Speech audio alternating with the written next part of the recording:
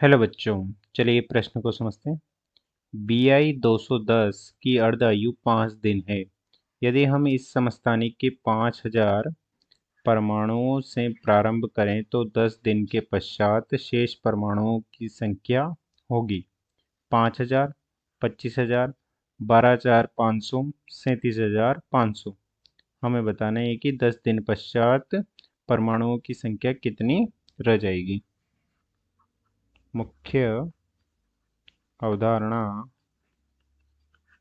में हम देख सकते हैं कि परमाणुओं का कितना भाग रह जाता है, इसे हम अर्धायु काल की संख्याओं के रूप में प्रदर्शित कर सकते हैं। उसे हम इस प्रकार से देख सकते हैं कि n बटा n नॉट बराबर होता है 1/2 की घात n, जहाँ n है अर्धायु कालों की संख्या, जिसे हम इस प्रकार से t समय में माना कि n अर्धायु काल समय लगता है जब n नोट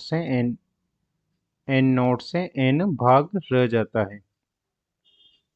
अर्थात इसे हम इस प्रकार से लिख सकते हैं कि प्रारंभ में t बराबर 0 पर परमाणुओं की संख्या थी n नोट और t बराबर n गुणा t हाफ समय में परमाणुओं की संख्या हो गई n, और n बटा n नॉट हो जाता है 1/2 की घात n, जहाँ n है स्मॉल n है अर्धायु कालों की संख्या। अर्धायु काल की संख्या अर्थात इतने अर्धायु काल का समय लगेगा। अब चलिए प्रश्न को हल करते हैं। प्रश्न में दिया गया है अर्धायु काल दे रखा है t हाफ बराबर है 5 दिन और प्रारंभ में परमाणुओं की संख्या थी 50,000 और हमें समय t बराबर दिया गया है 10 दिन में कितने परमाणु रह जाते हैं, अर्थात हमसे कैपिटल N पूछा गया है। और यहाँ से हम देख सकते हैं कि समय दे रखा है 10 दिन, तो 10 दिन को हम लिख सकते हैं 2 गुणा 5 दिन और 5 दिन को हम लिख सकते हैं 2 गुणा टी हाफ, अर्थात ये हो जाएगा n गुणा टी हाफ, अर्थात n बराबर हो जाएगा 2, अर्थात 2 अर्धायु काल का समय लगेगा। तो यहाँ से हम मुख्य अवधारणा में जो हमने देखा है उससे हम लिख सकते हैं कि n बटा n नोट अर्थात इतना भाग शेष रह जाएगा जिसे हम 1/2 की घात n आवर्तकाल के रूप संख्या के रूप में लिख सकते हैं।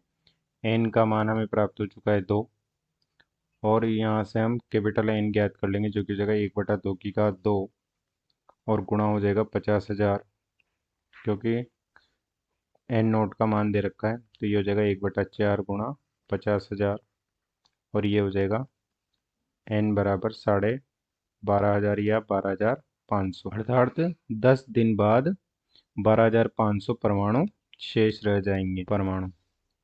अतः दिए गए प्रश्न का सही उत्तर हो जाएगा विकल्प सी। अतः दिए गए प्रश्न को हमने हल कर दिया है। आशा करते हैं आपको समझ में आया होगा। धन्यवाद।